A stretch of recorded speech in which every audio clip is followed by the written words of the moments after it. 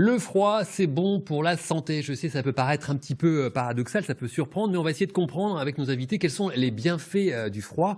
Et vous allez voir que ça ne concerne pas que les sportifs, la cryothérapie notamment. Alors pour nous réfrigérer un petit peu ensemble, j'accueille d'abord Thibaut Sébir. Vous êtes cadre de santé, kinésithérapeute. Vous travaillez à l'IMPR, ce qui veut dire l'IMPR Institut de médecine physique et de réadaptation. D'accord, vous nous donnerez votre avis en tant que professionnel de la santé sur les avantages du froid. Et puis Mathieu Lehouf, donc vous êtes un jeune boxeur retraité, c'est ça? Exactement. Il n'y a pas très longtemps? Il y a un an. Tout juste un an. Et vous êtes un grand adepte de la cryothérapie. Vous allez nous expliquer les bienfaits que vous avez ressentis en utilisant ça et ce que vous en faites aujourd'hui. D'abord, pour dégeler un petit peu ce plateau, je propose qu'on aille tout de suite voir en images les bienfaits du froid. On regarde. Il fait frisquet. Profite, c'est bon pour la santé. Le froid, c'est naturel et n'en déplaise aux frileux, ça a plein de vertus. Côté esthétique, le froid brûle les calories. Il permet de se débarrasser des graisses les plus dures à déloger, les graisses blanches, responsables notamment des poignées d'amour. Frissonner 15 minutes dans la journée serait aussi bon pour maigrir qu'une heure de vélo. Le froid soigne, il est bon pour la circulation sanguine. Une bonne douche froide le matin, ça réveille. Et en stimulant la microcirculation, les cellules sont correctement nourries et drainées. Le froid est donc un véritable allié contre les jambes lourdes et les varices. Il calme aussi la douleur et réduit les inflammations. Ce n'est pas pour rien que les sportifs ont recours à la cryothérapie pour guérir leurs bobos. Des douleurs musculaires aux maux de tête, le froid agit comme un antalgique. Enfin, le froid, c'est bon pour le moral. En libérant des endorphines, le froid peut avoir un effet déstressant, voire euphorique. Alors, on est chaud pour le froid ?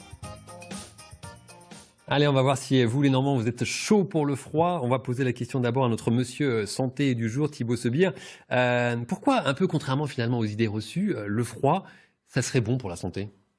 Le froid a plein de vertus qui vont pouvoir agir sur le corps directement. C'est vrai qu'on a tendance, en France notamment, à plutôt aller vers le chaud. On est un pays assez latin, mais le froid a plein de vertus, notamment que ce soit effectivement, comme vous l'avez dit dans le reportage, anti-inflammatoire, ou de manière générale antidouleur, et c'est vrai que c'est des actions qu'on souhaite tous avoir moins mal, c'est ce qu'on cherche en général, donc ça a ces vertus-là qui peuvent nous aider justement sur le bien-être. Mais pourquoi finalement? Parce que nous on a l'impression que quand c'est l'hiver, voilà, c'est la saison, on tombe malade, ou des virus, etc. Et finalement c'est une mauvaise image? Alors, il faut différencier certaines choses. Effectivement, il y a les virus qui sont présents, c'est une chose. Après, le froid sur le corps n'agit pas de la même façon. On va pouvoir, effectivement, quand on va être exposé au froid, on va avoir une diminution, par exemple, de la conduction nerveuse. La circulation de l'information nerveuse dans les nerfs va être plus lente, et donc du coup, la formation douloureuse va être plus lente aussi, donc on aura moins mal. C'est un exemple, par exemple, des bienfaits du froid. Donc finalement, c'est une mauvaise idée reçue de se dire c'est l'hiver, c'est pas la bonne saison. Pas si mal que ça finalement la saison. Il y a aussi du positif. Il y a aussi du positif. Alors vous êtes doté, vous, d'un nouvel outil. On entend de plus en plus parler pour soigner notamment par le froid, une chambre de cryothérapie. Peut-être nous dire les bases, quoi. En quoi ça consiste? Alors une chambre de cryothérapie, c'est en fait... il y a plusieurs modèles qui existent. Une chambre de attention, parce que Mathieu, qui est avec nous, a aussi acheté une chambre de cryothérapie, mais c'est pas exactement la même. Tout à fait. La chambre de cryothérapie, c'est des pièces comme une espèce de chambre froide. Qui peuvent avoir 2 ou 3 pièces en fait en fonction des modèles. Et l'idée c'est de pouvoir aller à des températures qui sont extrêmement basses, jusqu'à moins 110 degrés en tout cas dans nos machines, et d'aller exposer le corps à ces températures-là pendant maximum 3 minutes, justement pour provoquer ce qu'on appelle un choc thermique, pour qu'on ait une réaction du corps à cette exposition au froid. Mathieu, est-ce que c'est exactement le même type de chambre de cryothérapie que vous avez C'est un petit peu différent en fait. Moi c'est dans une cabine où est-ce qu'on a la tête à l'extérieur. Oui, la différence, c'est que vous, on est intégralement à l'intérieur. Tout à fait, il faut vraiment la tête, une chambre froide. C'est pas dangereux pour la tête? Non, c'est pas dangereux. Après, on le fait toujours. On met un bonnet, on met des gants, on fait quoi? Alors, pour aller en cryothérapie, effectivement, on protège les extrémités, donc les gants pour les mains, les oreilles, bien sûr. On privilégie le maximum d'exposition au froid, donc on met plutôt un cache-oreille qu'un bonnet. On garde des chaussures, bien sûr, et on met un masque pour protéger les voies aériennes, puisqu'il fait extrêmement froid, il fait moins 110 degrés. Wow. Donc, pour que l'air soit réchauffé d'emblée, on garde un masque, et ça se passe très bien. Alors Mathieu, vous, donc, c'est une chambre qui est destinée à être mobile. Expliquez-moi ça. Ouais, donc moi j'ai eu l'idée suite à ma carrière de sportif, où est-ce que je pratiquais la cryothérapie. C'est la boxe en fait qui vous a amené vers ça? Exactement, ouais. Donc moi j'ai Ma première séance, je l'ai faite en 2012 suite à une Ah ouais, ça fait tendinite, déjà longtemps déjà. une tendinite au coude que j'ai soignée grâce à la cryo. Donc ça a été efficace. Exactement, je l'ai traîné pendant 6 mois à vraiment avoir des bobos pendant Avant le de combat. tester la cryothérapie. Exactement, après on m'a aiguillé vers la cryo et voilà, j'ai fait 7-8 séances et au bout d'un mois, j'étais presque soigné. Je sentais encore une petite gêne, mais ça n'a bien accéléré la cicatrisation de mon tendon. Mais après, en tant que boxeur, vous l'utilisiez plutôt avant le combat ou après pour récupérer, par exemple? Donc je l'ai toujours utilisé avant. Il paraît que ça donne un effet coup de fouet. Je pose la question. Oui, tout à fait. On peut avoir des effets un petit peu énergiques. Après, on a aussi des effets où des fois, on s'endort beaucoup plus. On peut avoir de la fatigue aussi suite à la cryothérapie. Ça, c'est pas bon Donc, pour Mathieu s'il va voilà. combattre juste après, En quoi. fait, l'idée, c'est de l'utiliser au bon moment. Oui, c'est ça. Exactement. Bon, vous n'êtes pas endormi sur le ring, ça va? Non, ça m'est jamais arrivé. Bon, alors après, qu'est-ce qui s'est passé du coup? Donc vous Donc, l'utilisiez? du coup, moi, je le pratiquais sur Paris ou alors Cherbourg où je venais sur Caen. Donc moi, j'habite 40 ans. Ça me faisait 1 heure de route aller, 1 heure de route retour, sachant qu'une séance dure 3 minutes. Ah oui. Donc du coup, au moment d'avoir la réflexion de la reconversion, je me suis dit pourquoi pas aller directement chez les sportifs ou chez le client. Donc je me suis renseigné, ça existait. Donc voilà. Donc maintenant j'ai une cabine de cryothérapie dans un camion et je me déplace directement dans la région. Et vous, en termes de vécu, vous ressentez quoi vraiment dans votre chair quand vous en sortez de cette séance? Quand on ressort, l'effet qu'on a, c'est vraiment un effet relaxant. On a vraiment l'impression de marcher sur un nuage. Ah ouais. Ouais, on a les jambes en coton et toutes les petites douleurs qu'on pouvait ressentir, elles sont parties au moins juste après la séance, quoi. Après, ça peut revenir, mais c'est vraiment intéressant. Vous allez finir par me convaincre. On a reçu un témoignage de Jérémy sur les bienfaits du froid. On l'écoute. Bonjour, je suis sportif de haut niveau et je prends des douches froides tous les matins et des bains glacés plusieurs fois par semaine avant d'aller me coucher. Ça me permet d'abaisser ma température corporelle, de diminuer mon rythme cardiaque afin de mieux dormir et de mieux récupérer. Je reste pendant 15 à 20 minutes pour méditer, visualiser mes objectifs et repousser mes limites psychologiques et physiologiques.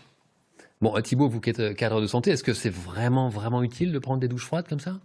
Alors, ça peut avoir un intérêt. Alors, le monsieur parlait d'endormissement. Effectivement, on sait que quand on diminue un peu la température, on s'endort mieux. Donc oui, ça peut avoir un intérêt. Les douches froides, en fait, si vous voulez, l'idée, c'est que ça va permettre d'aller activer ce qu'on va appeler la circulation, puisque le froid va entraîner ce qu'on appelle une vasoconstriction. Donc tous les vaisseaux vont se contracter. Pour protéger la température du corps, le sang va plutôt aller vers l'intérieur. Et lorsqu'on va sortir du froid, au contraire, on va avoir l'inverse, une vasodilatation. Et donc le sang va revenir aux extrémités. Et donc le sang va mieux circuler, on va mieux oxygéner les cellules. Donc oui, ça peut avoir un intérêt. Plutôt le matin ou plutôt le soir alors? Ça peut être le matin, ça peut être le soir. Après, il y a un autre effet qui est intéressant, qui est sur les œdèmes, sur les jambes lourdes le soir, où cette douche glacée sur les jambes peut justement aider aussi à drainer l'œdème, donc ça peut aussi avoir un intérêt le soir. Parfait. Mathieu, vous, les douches froides, c'était bien pour quand on était boxeur ou On pas? faisait des bains froids. Ah oui. Ouais, donc j'ai jamais ressenti au bout d'un bain froid l'efficacité de la cryothérapie, mais en même temps il y avait un petit travail psychologique. On travaillait plus ou moins le mental. Ah oui. Fallait rester La résistance au froid. Exactement, des petits concours entre nous, celui qui restait le plus longtemps, et voilà, ça jumelait les deux. Après voilà, quand on était vraiment cassé, qu'on avait vraiment mal partout, après 10 minutes ou un quart d'heure de bain froid, à l'INSEP notamment, on se sentait vraiment bien, quoi. D'accord. Thibaut, je crois qu'il y a 3 types de cryothérapie. Peut-être nous expliquer les différences. Alors, c'est vrai qu'en santé, on parle de cryothérapie. Cryothérapie, la thérapie par le froid, le soin par le froid. Et donc, on va pouvoir utiliser la cryothérapie d'une manière locale. Donc, ce que vous utilisez assez facilement, quand vous vous cognez, vous mettez une poche de glace. D'accord. Ça, c'est la cryothérapie qu'on appelle locale, qui va entraîner une diminution de la douleur à l'endroit, et puis une diminution aussi de l'aspect inflammatoire sur la zone précise. On va avoir la cryothérapie corps partiel, où effectivement on est dans un cryosauna. Sans la tête. Sans la Voilà, tête. comme chez Mathieu. Voilà. Et la cryothérapie corps entier, où effectivement on est complètement immergé dans une pièce qui fait, en fonction des modèles, 3-4 mètres carrés, 5 mètres carrés. Voilà. Et ceux que vous recevez, donc on les appelle du coup plutôt des patients finalement. Effectivement, on ne reçoit que des patients. C'est pour quel type de traumatologie Alors, c'est vrai que la cryothérapie s'est quand même bien développée sur les dernières années. On a un consensus qui a été fait en 2006 et on a des indications qui sont quand même plus ou moins posées avec des études qui commencent à montrer vraiment l'efficacité par la science. Concrètement, c'est vrai que c'est plutôt pour les pathologies inflammatoires, donc spondylarthrite ankylosante, polyarthrite rhumatoïde. Pour les douloureux chroniques, ceux qui ont mal tout le temps, on peut avoir Mais aussi est-ce qu'il y a un âge? Parce que là, c'est peut-être plutôt pour des personnes âgées. Enfin, Alors, c'est malheureusement, contre-indiqué. ces maladies touchent tous les âges. ouais. Il y a un âge limite qui est effectivement, on le fait que chez les adultes, on ne le fait pas chez les enfants en croissance. Bon, il y a une contre-indication. Et jusqu'à quel âge, en fait? Est-ce qu'à partir d'un certain âge, ça devient dangereux? Alors, ça va dépendre des comorbidités, ce qu'on appelle comorbidités, en tout cas les pathologies associées, puisque donc il y a des contre-indications dans les difficultés respiratoires, l'hypertension, les troubles cardiovasculaires. Si elles sont trop prononcées, effectivement, on ne peut pas faire de cryothérapie. C'est pour ça que pour les patients, lorsqu'on a une pathologie, il faut toujours d'abord en discuter avec son médecin pour qu'il puisse évaluer les risques potentiels de cette machine. D'accord. Mathieu, vous, donc, on l'a compris, c'est quoi votre type de clientèle qui vient vous voir? Donc moi, c'est du sportif et après de la personne qui recherche juste du bien-être. Et c'est effectivement Un peu d'esthétique aussi. c'est effectivement moins dangereux le fait de ne pas mettre entre guillemets la tête à l'intérieur. Alors, Moi, je pense que c'est un petit peu plus dur quand on a la tête dedans, mais après les risques restent les mêmes. Hein. Moi, c'est pareil. Si une personne a des contre-indications, on demande l'avis du médecin et on ne passe pas la personne dans la machine s'il y a un risque. Ceux qui viennent, par exemple, c'est quoi? Je souffre du dos, j'ai mal quelque part. Ouais. Après, plus quand ils souffrent, moi, voilà, je suis pas professionnel de santé. Je vais leur aiguiller plus sur le bien-être, l'effet shoot de bien-être. Mais vous avez suivi une On va bien formation dormir. pour faire ça, du coup? Ouais, j'ai fait une formation à la livraison de la machine. D'accord, ok. Bon, on a encore une petite question cette fois-ci sur le sujet. Elle nous vient de Julie. Bonjour, je m'appelle Julie. Alors, j'ai eu un accident dans le cadre du sport il y a 8 mois. J'ai fait une mauvaise chute et j'ai eu une luxation du genou et de la rotule et une fracture de la cheville.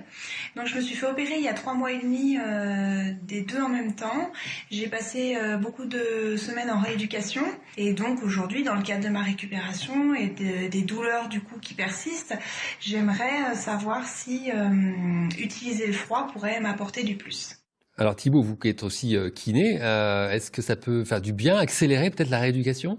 Alors, oui, peut-être, sans connaître plus la personne, c'est difficile Non, effectivement, dans l'absolu. de pouvoir donner. Dans l'absolu, oui, probablement. Maintenant, faut pas hésiter à en discuter encore une fois avec son médecin et son kiné. Alors Mathieu, vous préparez un marathon, je crois. Oui, exactement. Et du coup, la cryothérapie, votre propre engin en fait, finalement, Exactement. ça va vous servir? Ouais, je vais m'en servir pour. J'ai repris la course il y a 15 jours. Les premières sorties, on a vraiment énormément de courbatures.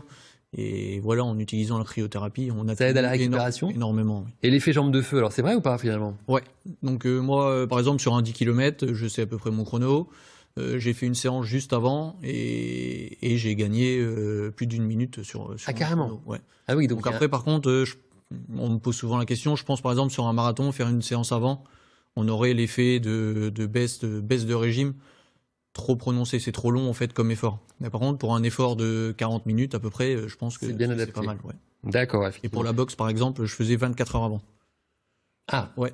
Donc, faut voilà. qu'il y ait un temps de récupération peut-être avant d'en profiter, d'avoir tous les bénéfices Ouais, derrière. J'aurais peut-être pu essayer Thibaut, 6 heures avant. par C'est exemple. normal comme réaction? Après, encore une fois, là, quand on rentre vraiment dans les sportifs de haut niveau, on est presque sur du réglage de Formule 1, donc il faut Ah oui. être très vigilant. Effectivement, le froid a des effets, des réels effets, et donc il faut vraiment, en fonction de ce qu'on veut faire, savoir à quel moment on fait la séance. Est-ce que c'est avant en préparation? Est-ce que c'est après en récupération?